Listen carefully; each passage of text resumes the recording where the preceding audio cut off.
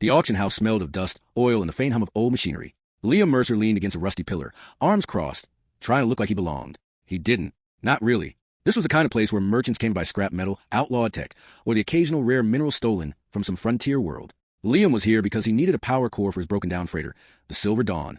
The auctioneer, a thin man with cybernetic eye that glowed red whenever he spoke, slammed a gavel against the metal podium. Lot 47, he bellowed. A one-of-a-kind acquisition from the Vega sector. Bidding starts at 2,000 credits. Liam perked up. This had to be it. The power core. He fished in his pocket for the last of his savings. 2,000 credits would sting. But without a working ship, he was stranded on this backwater planet. 2,000. Someone called from the back. 2,500. Another bidder shouted. 3,000. Liam raised his hand before he could stop himself. The auctioneer grinned. 3,000 credits. Do I hear 3,500? The bidding climbed. 3,500. 4,000. 4,500. Liam's pulse quickened. This was insane. No power core should cost this much. But what choice did he have? Finally, at 6,000 credits, the other bidders fell silent. Sold! Auctioneer crowed, slamming his gavel again. To the gentleman with the stubborn expression and deep pockets. Liam exhaled in relief. 6,000 credits gone, but at least the Silver Dawn would fly again. Two workers disappeared behind a sliding door, presumably to bring out the power core. Liam waited, already picturing himself installing it, feeling the hum of his ship coming back to life. But when the workers returned, they weren't carrying a power core. They were leading a girl. She was tall, slender, and moved with the cautious grace of someone who didn't want to be here. Her hair shimmered silver blue under the harsh lights, and her eyes, large, luminous, the color of distant nebulae, flicked nervously across the room. Thin metal cuffs bound her wrists. The crowd murmured. Liam froze. Wait, he said slowly. What is this? Your purchase, the auctioneer said smoothly. A genuine Trellian female. Rare, beautiful, and obedient. Obedient? Liam repeated, his voice sharp. The girl's eyes met his. There was no fear in them. Not exactly. More like defiance wrapped in exhaustion. I thought I was bidding on a power core, Liam said. The auctioneer shrugged. Lot 47 was her. Power cores were Lot 39. You should have paid better attention. Liam's mouth went dry. 6,000 credits. Every last credit he had. Spent on a person. And the way the auctioneer said it, like she was a thing, made his stomach twist. Hashtag a choice he didn't plan for. The girl was brought to him after the auction ended. Up close, she was even more striking. Her skin held a faint shimmer, like starlight on water. The cuffs around her wrists looked crude, painful. What's your name? Liam asked. She stared at him, silent. The worker shoved a data chip into his hand.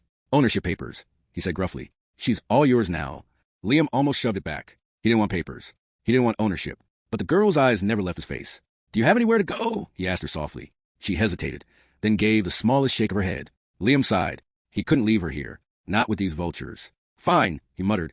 Come on. Hashtag back at the Silver Dawn. The ship was a mess. Wires hanging from the ceiling. Panels pried open, half the lights dead. Liam led the girl inside, feeling more awkward by the second. You can, sit, he said, gesturing to the only seat not covered in tools. She lowered herself onto it gracefully, her movements quiet, controlled. Liam rubbed the back of his neck. Listen, I didn't mean to buy you. I was after something else. So as soon as I figure things out, you can go wherever you want. All right. She studied him for a long moment. Then, softly, she spoke the first time. My name is Eris, she said. Her voice was musical, carrying an accent unlike any he'd heard. Eris, Liam repeated. I'm Liam, and you're free now, as far as I'm concerned. Her eyes narrowed slightly, like she didn't believe him. He didn't blame her. Hashtag learning each other. Over the next few days, Eris barely spoke, but she watched everything. She watched Liam repair the ship with scavenged parts. She watched him cook terrible meals from ration packs.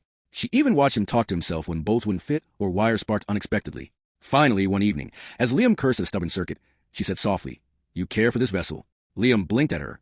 It was the longest sentence she'd spoken. Yeah, he said. She's old, but she's mine.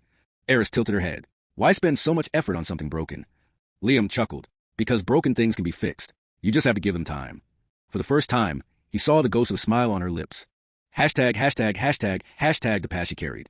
It was on the fourth night that she told him. They sat in the dim glow of the control panel. Stars drifting past the viewport as the Silver Dawn limped through space. My people, Eris said quietly, were taken from our homeworld, sold to traders, scattered across systems. I was captured 2 cycles ago. Liam's hands tightened on the controls. I'm sorry, he said. It felt useless. Too small for what she'd endured. Eris shook her head. You are different. Most buyers do not speak to us. Not like people. Liam glanced at her. You are people. She looked at him then, really looked, as though trying to decide if he meant it. Hashtag a new beginning. When the Silver Dawn finally limped into a quiet trade station, Liam used the last of his credits, what little he'd scraped from selling spare parts, to officially void the ownership chip. Eris was free. You can go anywhere you want, he told her. There's a transport heading to the outer colonies tomorrow. Might be other Trellians there. Eris stood silently for a long moment. Then she said, And you? Where will you go? Liam shrugged. Find another job. Fix the Dawn. Same as always. She hesitated. May I stay? Liam blinked. Stay? With me? Her expression didn't waver. You gave me freedom. I wish to see what you do with yours. Something warm settled in his chest. Hashtag the journey ahead. Days turned into weeks. Eris learned to repair circuits, cook slightly better meals, and even pilot the Silver Dawn under Liam's watchful eye. She laughed more now, a soft, musical sound that made the ship feel less empty. One night, as they watched a comet streak across the stars, she said, When I was taken, I thought my life had ended. Liam looked at her.